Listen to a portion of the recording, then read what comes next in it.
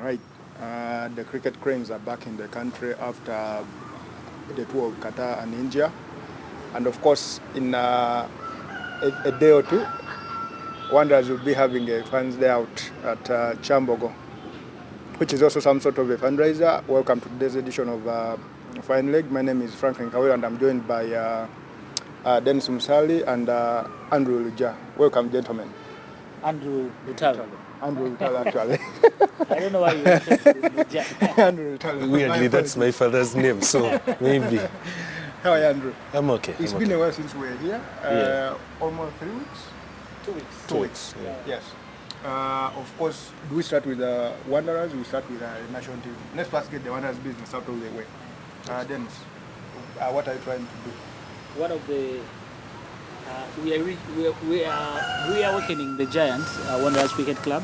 Yeah. We are back in the top flight, and we want to stay. We want to mean it. We want to be intentional about being there. Mm-hmm. It has taken us a lot of time while we played in Division 2. But now that we feel we earned it last year to be in the top flight, somehow earlier than we thought, but nonetheless we'll take it. We appreciate when it came. Yeah. We had given ourselves a target of being in the top flight. I think after the restructure, we've given ourselves 3 years, but it's happened in 2 years, and that's okay. So we've taken it, and we want to stand up this time. And there were rumors that you were going actually to sell that place to another team. Yes, there were worries, of course. We needed to be realistic to ourselves. Shall we compete? Shall we be able to? You don't want to come up and you don't want to go up and just make up the numbers. Yeah. It also doesn't look good. People want to associate with teams that win, teams that are competitive. But we've decided as the team management to take up the challenge. Yeah. We want to compete, and we want to knock the money off its perch. I think other people have been relaxed, but Wanderers, we mean business. Even if I won't play this season, I stood down as captain, so I won't play that much. But I know the next generation of players that we have are some of the best in the country, and it's a case of attitude. Why don't you just we look after them well, and we motivate them. We will be sure to get the results that we need. So tomorrow we are just having basically like an obese game, the way you call it, an obese game. There are guys who have been away from Wanderers for a long time, and they have been out of touch. So we've gotten in touch with them. We're bringing back everyone, and we want them to play against the guys who are going to represent the team this year. So it will be mostly then versus now. Kind of thing. So are you part of then or now? I mean, you barely played last season, and you're saying I'm now part of the then. Play. So why don't you just announce your retirement? No, very soon maybe yes, but I'm sure for 1 or 2 games in the season the team may call on me and I will be able to deliver. So it's a now versus then situation, and we just want to have it. We basically catching up. Through that, we hope to raise some money for the team. But the end is catching up. We register the members of the club, and then we try and connect with them throughout the season. So it's going to be basically, like I've said, an obvious game. We get to know each other, and then we'll keep everyone updated about what's happening about Wanderers. Where are we playing? When do we play? Which games are we winning? Where are we losing? Where do we have challenges? Do we need to go for a retreat? So it's a Wanderers, like we've started this, it's a Wanderers fun day. We just hope everyone can come around and celebrate with us. Okay, is it just limited to Wanderers fans and former players? I think that's the idea. Okay. Yeah, I think that's the idea. What about us outsiders? Are we welcome to come and? Oh yes, so most definitely. It's, I think very many people associate with the club, and not just those that went to. Someone said the club looks like it's only for those who went to Mwiri. That's wrong. Originally, the club was for only those who went to Budo. It has evolved into Mwiri, but it's now for everyone. It's an open club. Our culture is a very welcoming one. If you fit in, it's very easy for you to connect. Everyone is young. I am pretty much one of the oldest players on the team, so you can imagine how old the rest are. Do I need to be a cricketer to come and be part of that day? No, you don't need to be a cricketer. All you need to come and enjoy it. So there are many things we're going to do. We have a success challenge. We have hitting the wickets challenge. So there's a lot of stuff besides just playing the usual cricket. Something for the kids? Yes, there's something for the kids. Our girls team will be there. So they'll be able to help the young kids on the side of the ground and even in the nets to show them the basics, like cross balls when they hit, as simple as that. Okay. All right. Of course, make it tomorrow with your kids, Chambogo. And you have, of course, a treat for the kids as Wonders is trying to get back on its feet, I want to believe. But we shall leave Wonders at that and move on to the bigger issue, which is the cricket cranes completing their tour of the two countries in Qatar and India, where they managed to win 3 games out of, 10, 11? Yeah. Okay, I think we shall start with the overall performance. Andrew, Yes. what did you make of the overall performance of the team? I think regarding the target set and the purpose of the tour, I think it wasn't a poor performance overall, in my opinion. Okay. You find that for the Qatar leg of the tour, what we call the senior team, it's mainly the senior team that went for the Qatar leg of the tour. Yeah. And you find that they were exposed to totally different conditions than what we're used to. I understand, first of all, we were lucky that most of the matches we were watching the matches live under extremely cold conditions that are not common to our grounds. Then they were playing at night, in the floodlights. So I think it was more of a mindset and exposing you to different conditions. And in that aspect, I think it was a successful tour. Okay. Yes. What would you point to specifically that in as far as getting this done? I think our target was okay, apart from, of course, getting results and exposing our players to different playing conditions. I think combinations in our top order. Yeah. Well, we tried out a number of different combinations. You could see Saud in the 50 over games, Saud and Roger opening. Then there was Roger and Zephania opening in the T20s. Then there was Otwani and Saud. Then there was a game where we had Achelam and Zephania opening, trying out these different combinations. Yeah. All right, Dennis, I want to ask you this. Of course, our opening has been a problem, and if you look at the series that we played, it is still a problem. Our openers can't go past 20.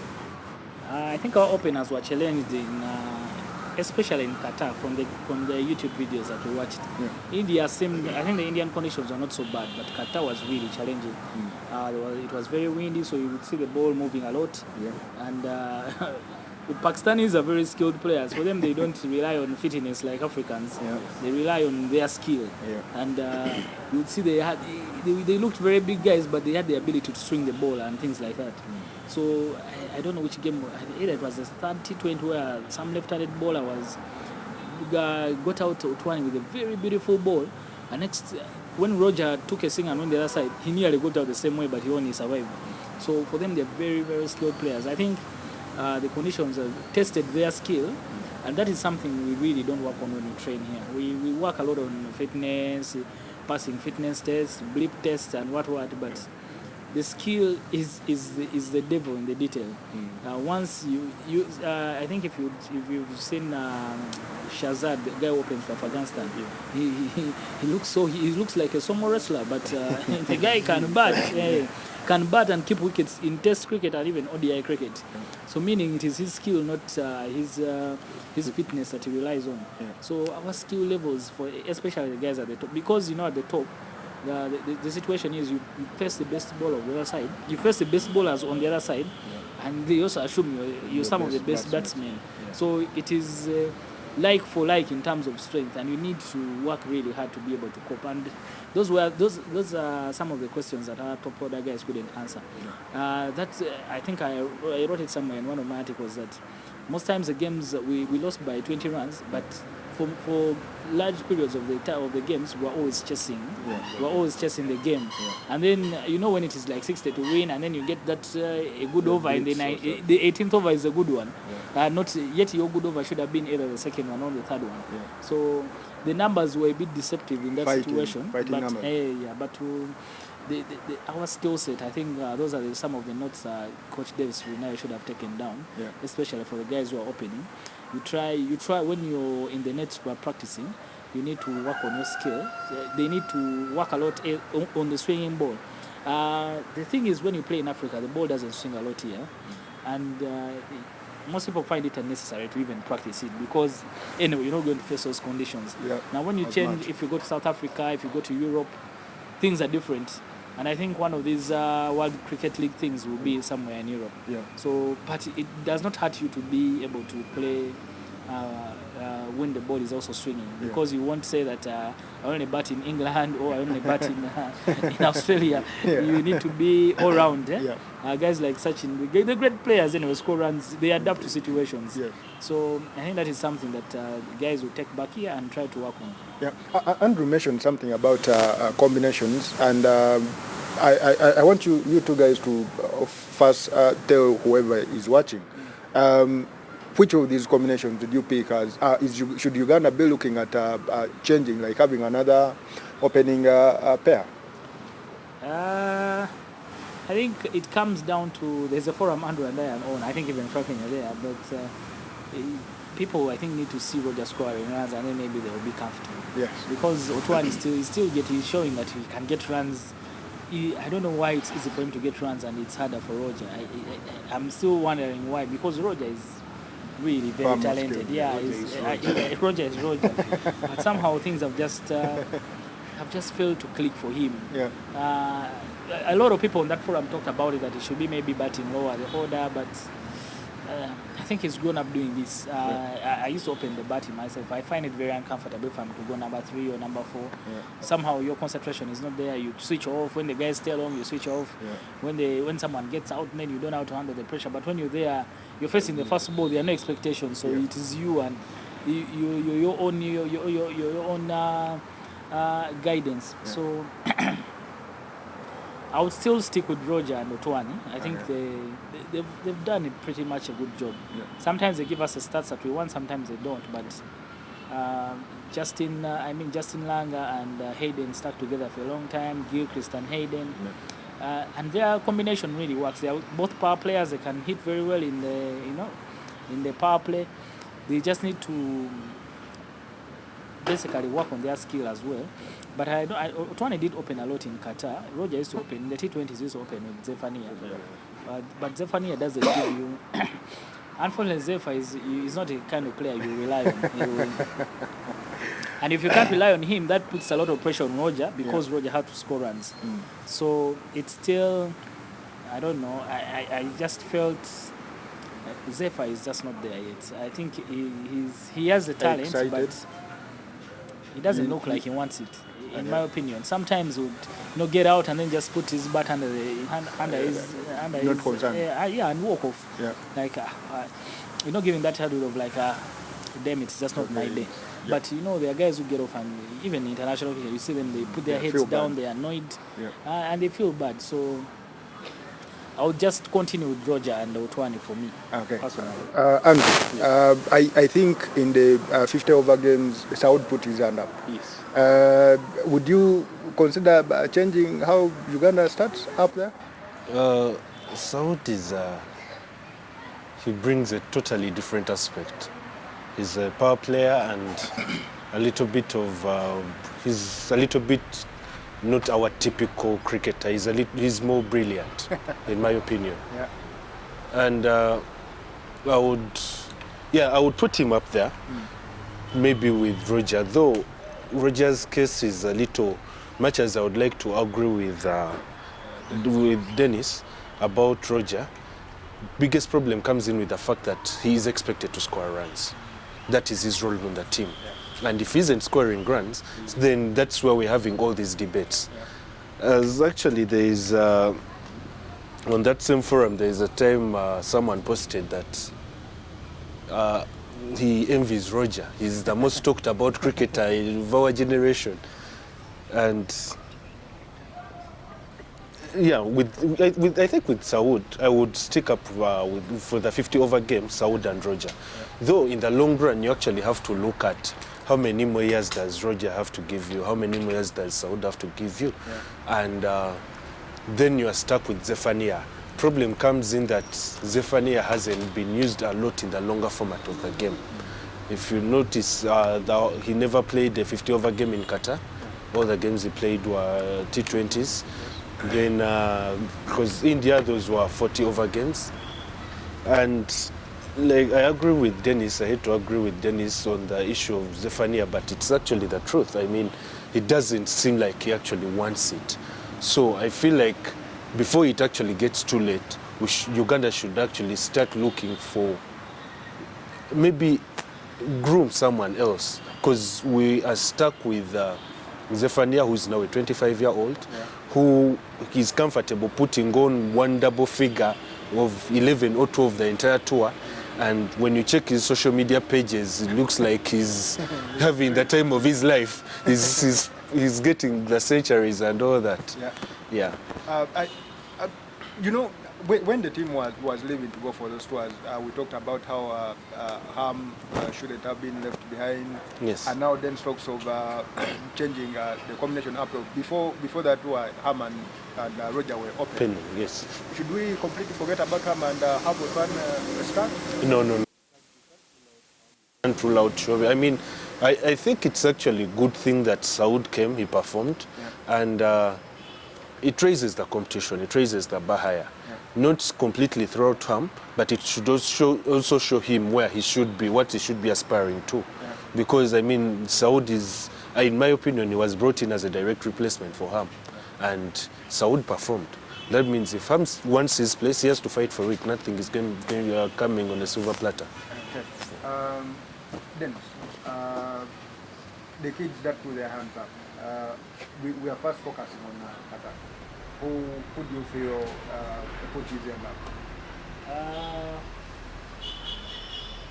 Franca Campasa for me. Franca Campasa did everything he could have. And by the way, this was his first senior tour. He has always been around, but not on the senior tours. Just last year, the other year, I think last year, yes, he was the captain around 20. He was one of he's in that generation of Zephaniah, Kenneth Waisha, Franca Campasa, Roger Zolipa. And for me, out of that generation, him and Kenneth Waisha are some of the kids who are really level-headed. And they are humble enough, are willing to learn. So I feel like he did the right thing. He did everything right on the tour to make sure that he's in contention for selection, not just for the T20 tournament in Nairobi, but as well we are hosting another T20. We have another T20 tournament in South Africa. We are hosting the other one, and of course the tournament in July. I see Frank as the perfect replacement for Frank in future. He's everything. You want him all rounder. He can bowl.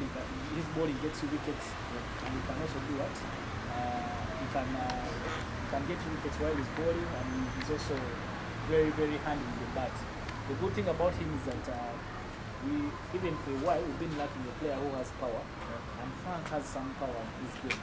So he can play his natural cricket shots, and he can also do what? He can also hit very hard. So I feel like from Qatar, I expect this time Richard Agamine had a bit of a tough tour compared to his debut tour. Oman and Zimbabwe he did well, but I think it's still a case of the conditions. He failed to control the ball most of the times in the first few overs, and even late I think in the first 50-over game we played, he was creamed all over the place for those guys to come back in the game and actually win it. I think in one of the overs they went for about 23 or something. But that's a good thing. It's also part of learning. So for him, he knows that maybe when I'm in Qatar, this is how I need to bowl. When I'm in Zimbabwe, this is how I need to bowl. When I'm in Oman, which is a flat wicket, this is how I need to bowl. So it's not so bad, but maybe what he showed us in Oman, we expected for him to carry that same form. Yeah. But those are the lessons that as a young player he needs to take. And I hope management doesn't. We have the tendency of not allowing, people we're not giving people enough time. Yeah. I don't want people to start thinking, oh, now he's no longer good enough, maybe, and we should leave him out. So, for me, the standout player definitely was Frank Akankwasa. He did exceptionally well. Trevor Bukenya didn't show so much of his talent. I think he's one of our best swing bowlers here, but he didn't show that in Oman. Yet the conditions were really, for swing bowling. I hope he can do better. But I think because he had a lot of time in school before this tournament, he didn't play too much cricket last year because of school. So I hope now that he's in vacation, he can have enough time to. He's a very good bowler, and Trevor Bukenya, he just sometimes he's a loose cannon, but most times when he gets on the pitch, he works very, very, very hard. Okay. And I hope he can, he can be given a chance as well. Okay. Andrew, what lessons did we take or should we take from Qatar specifically? Because at least look at the series that we watched live. Yeah. I think we shouldn't, first lesson, we shouldn't be fast to discard players or rule them out. Case in point was Deus Muhumuza, missed Zimbabwe and Oman, came back and exceptionally well. Then you also complimenting what Dennis said, having to give these players time to develop. Someone like Agamiro will have maybe 3 consecutive bad tours, but that doesn't make him a bad cricketer. But it's more of a learning process. Because I think after that game, next game he came and there was a few good spells. But still, we shouldn't be, let's give them time to develop. These are young and upcoming stars. They are the future of the national team. Then, I think the other major lesson that we really learned was, in my opinion, it's something to do with putting trust in the people we actually have. You find that Mr. Masaba had apparently retired from the T20 game, but then had to come back for when things were going bad.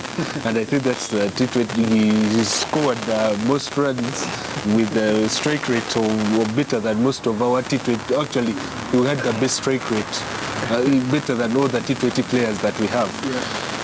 Which wasn't a bad thing, but then I feel like it's more of not trusting the process. If someone has said that they're stepping back, let them step back and trust the process, because if you keep on coming back, you're trying to unbalance the equilibrium and all that. Take away opportunities. It is, yes. That would have come through the process? Though it was a good thing for him, because I remember he got his chance in a T20 tournament here in Kampala, and it was a good thing maybe for him to also give the young ones a chance. Then, what are those lessons we took from Qatar? And also makes a good point about, I think something else I wanted to talk about is how Brian continues to grow into the role. He's very good at getting done his bit as a team player. But even in Oman and India, he stood up in ODI games he played. He stood up, he was one of, you see the important, it's very hard for you to be a captain when you're not performing. Very, very hard. I think they say the only way you can keep the Australian captaincy job is if you score runs. Because there's no way you're going to talk to David Warner and tell him, hey mate, you're not scoring runs when you're not scoring any yourself. But you see how Steve Smith stood up to Geoffrey Archer in the Ashes. That's the kind of character that you want in someone who's your leader. And Brian is showing that. He goes there, he grinds out totals, he bats with the top order, he bats with the middle order, he bats with the tail. He stays there for so long that in a team meeting, if he's to back at anyone, no one can say, if he's to tell Zeferman, you need to style up, give yourself a chance on the wicket, give the team a chance. When you get out early, you don't give us a chance. So he will be able to listen. They are not at the equal footing, but it's hard for you to be a captain when you're not doing the right things. And I'm really happy for Brian. I think that's a good thing about players who are very intelligent. They know that I need to step up, and I need to step up my own game for me to lead this team. I can't lead because you can't be a leader because you're managing your fielding positions. No, things don't work like that. Even you need to make a contribution to the team, whether it is with the bat or the ball. The only thing I saw, I don't know why he didn't bowl too much of his leg spin. He tried to bowl some medium pacers when we were in India. Yeah. I don't know, but I think he's a very crafty leg spinner, and he doesn't need to bowl so many overs. He just needs to bowl to stubborn batsmen and try and get them out, and basically break a partnership, and then we take himself off. But I like that Brian is growing into the role, and plus Arnold Otwani as well. In the games that he led, they are all showing a lot of character. And the character that Otwani is showing, by the way, is so different because you remember in 2007 he had an incident, and everyone thought he would never play for the national team again. But once he's back in the team, he's humble enough. He's doing things that are required of him. He was asked to keep wickets, and he did that, even if it wasn't so tidy. But it takes a lot for you to. Otwani is a very good fielder. For him to allow to leave what he can do best and try and help the team by keeping wickets. So Brian, the leadership group is starting to understand its responsibility. And as things are, for me, what also showed me that guys are trying to make a transition. I think four senior players came back out of the Qatar trip, and 5 junior players went to India. So guys like Franco, not that they are being phased out, slowly. Not that you chase them out at once, but it's clear that the team is trying to find options in those positions. And once the other guys also have enough experience, then you can start thinking, what, Franco, kankwasa yakubye abiri wakubye 10. Afunye ebitimu 8 ina bina kati awo olaba, so you start having those kinds of conversation. But it's a good thing that the leadership group, Brian and Arnold, are getting on. And Arnold actually even, after the tour, he put up a very good tweet, thanking the guys in Qatar for the hospitality and what. Those are things, those are things that show that now you understand the responsibility that you have. It's a responsibility. You don't start. Some guys post some nonsense where, as a leader of the group, you don't need. People see you differently when they say, now. So, but now, you put up something on social media that is responsible. It shows that you're growing into the role and you're embracing it and taking it in a more responsible way. Andrew, it was quite hot for the kids in India. When we were talking about the tour, you said you're quite okay with whoever they have taken. They have chosen to take for that tour, and it will help build these kids into a little bit strong players, mentally, of course, and everything associated with getting better in the game. What did you make of the rude welcome they had in India? Let's first admit that it was tough opposition in India. These are seasoned cricketers, people who play about more than 100 games a year. And the most our players can get is maybe 20 odd games a year.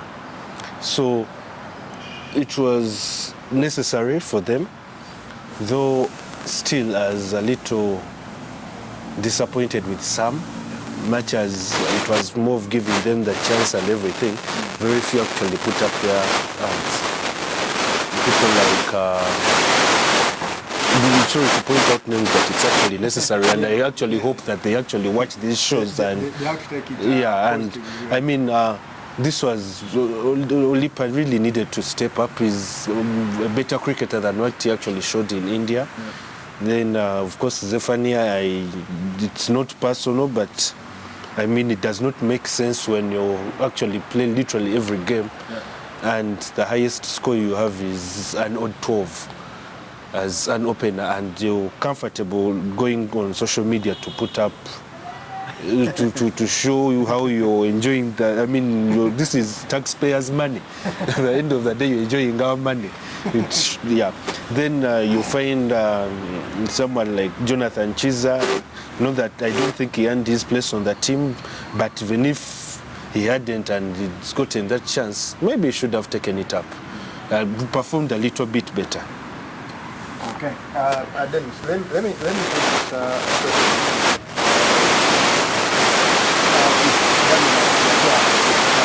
Do the young players understand that there is a transition? Do they understand what roles awaits them? I think it's a combination. I don't know. I'm not inside the national team. I don't know how they communicate. But sometimes the communication, I feel sometimes is not very good. We seem to think things are implied that when you're on the team, you know what you're supposed to do. But sometimes maybe they only want to score 10 runs. They haven't asked to score 100. Maybe they want to score 10 runs off 20 balls. But you go there and you score 10 off 2 balls and guys are starting making noise for you. You see those things like that. So I think they need to, like Batua says, I think they need to, the management clearly needs to put it to them that why you're here and where you're going if you do well. Yeah. The key point is doing well. You can't just be here because you're young. Yeah. You need to be here and then challenge the guys who are there. Yeah. So sometimes, like Andrew says, the guys, the youngsters look at the things like they've just come, like they will come to them. So let's wait. Maybe the other guy, it's like the other guy will die and then we come in. So, so it's not like they're working so hard, running. The guys who work hard, I've seen Agame running on his own around Chambogo, even around the hills here in Kololo. Yeah. Same for Trevor. The guys who work hard actually get it. Yeah. And those that are just there, you know, like mediocre, you want to be like me, you don't train enough, you don't put in time. Those are the ones who are not showing the kind of potential. Olipa is a very, very good all-rounder. He has the potential to be, you know, the caliber of Ben Stokes, that class. Yeah. They bowl a bit and then they can bat. But he's so comfortable being the way he is. Yeah. He's not challenging himself. Putting in the work. Yeah, exactly. He's not maybe either it's the environment or it's something that is individual that we're not doing enough to go to that next level. I imagine, you remember that T20 game against Kenya when he walked into bat and when he was walking into bat and the whole Lugogo was standing up for him, clapping for him. In that moment, all he needed to do was take his opportunity. Stand tall, hit a few 1, 2, 3 sixes, and the 4 and then get us closer to the game. And Vizu finishes it and then that's it. There you've made your name, but you know, the kid walks in and he just doesn't show anything. There's nothing in there. So I feel like now that opportunities are coming their way, they need to step up. They need to work very, very hard instead of, you know, being a bit like sometimes you find them in Mugogo just seated there at the net, chilling, looking good, playing cards, you know, putting on nice clothes and nice shoes. But you need to see them there. You'd rather see them when they're in the nets and then they call all those kids and they tell them, and you know you just keep hitting the ball the whole day to try and better yourself. So you give that, you even give the other kids an example like, those are the things for us to know about Kanyuka. You bowl to the guy until supper time, even his supper, you haven't gotten the guy out. Then he says, okay, then he says, then he gets all of you out. So you see, those are good examples, but I don't know. Sometimes I feel the environment does not encourage guys to want more. Guys are content with, you know, okay, it's also okay. So. Andrew, let me put this question from Abu Maranda to you. Actually, it's not a question, but he seems to say Uganda is better off with Roger batting in the middle order. Are you okay with that? Yes and no. I think Roger is an opening batsman. Okay. And that is where he has played his entire life. You're not going to get,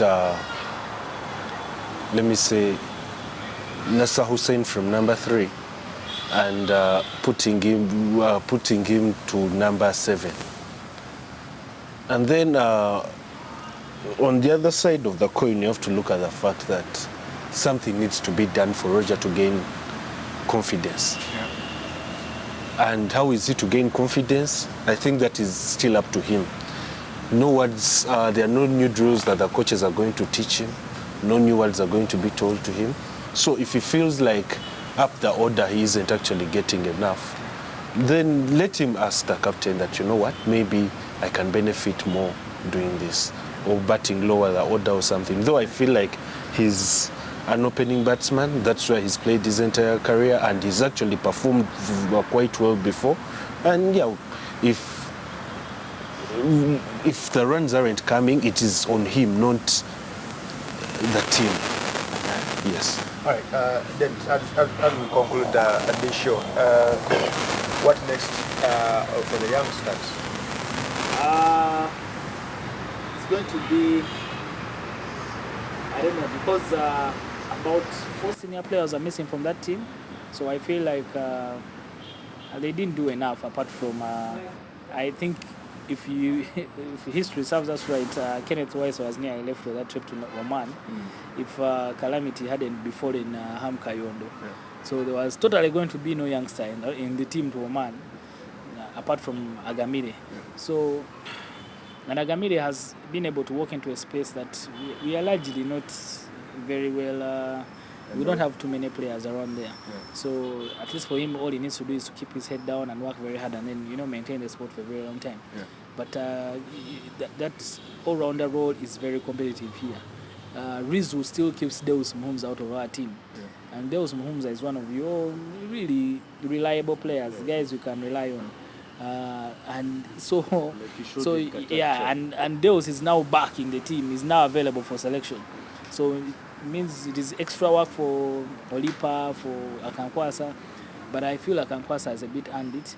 Previously, Afridi was there as well, but now he no longer is, so the spot opened up, but Deus is back. Bran is now, Bran can bowl a bit and what, so he can be, exactly. Bran is now a starter in the team. So, like I said, I don't know. Sometimes you take youngsters, but they end up. These tournaments you play 1, 2, 3, 4 games. Yeah. So you don't have the luxury of playing so many people. Yeah. Once you get your 11, if your 11 is clicking, it's hard for you to change it. Yeah. So the youngsters, I just feel, for me, I want them. We have a lot of young, talented players. I just feel like the environment within which they operate is just not conducive for them to excel, to come out on top and challenge themselves.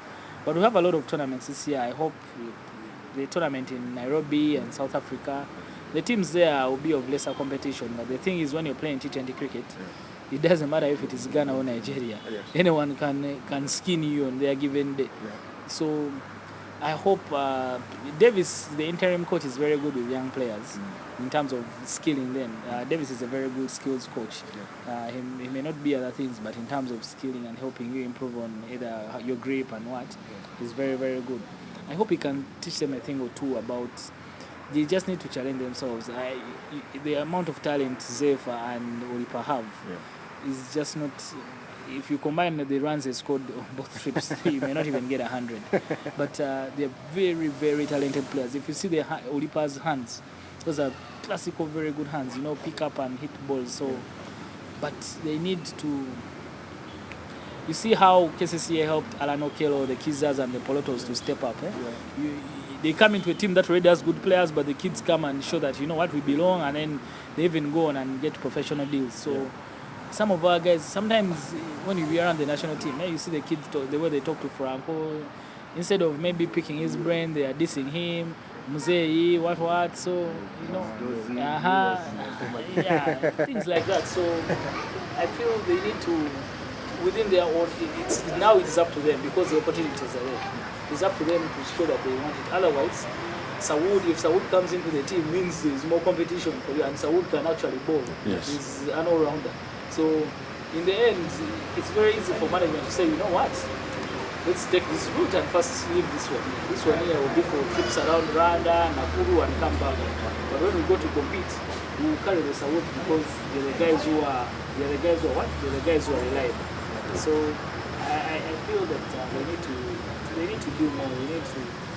They need to be taken out of this comfort zone, and then so that they can be able to get the best out of their talent. Andrew, with the T20 Africa T20 coming up in a few weeks, Yes. do you think any of these kids deserves a shot? Maybe Akankwasa and Trevor. The rest, I don't think they did enough. And looking ahead, of course, with T20 cricket, it's a different ball game.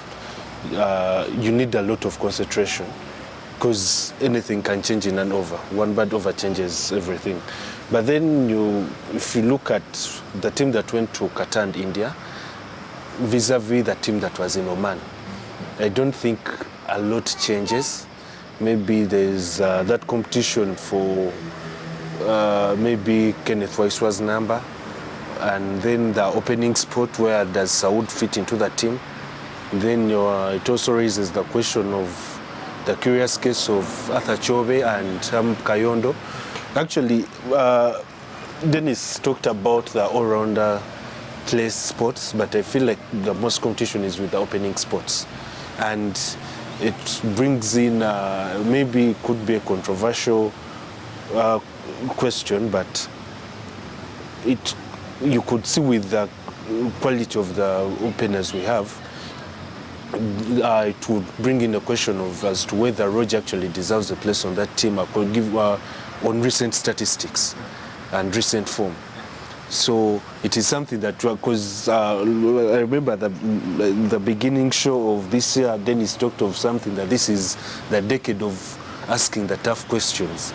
And now, in my opinion, that is one of the toughest questions. Does Roger currently, on current form and statistics, does he deserve a place on that team as an opener? Or actually as a batsman, given if you look at the list of batsmen that we have? Because what he bowls, I mean, someone else can come give you that. A few good overs and all that. But then he's not on the team as an all-rounder, he's on the team as a batsman. And on current form and stats, does he really deserve a spot on that team?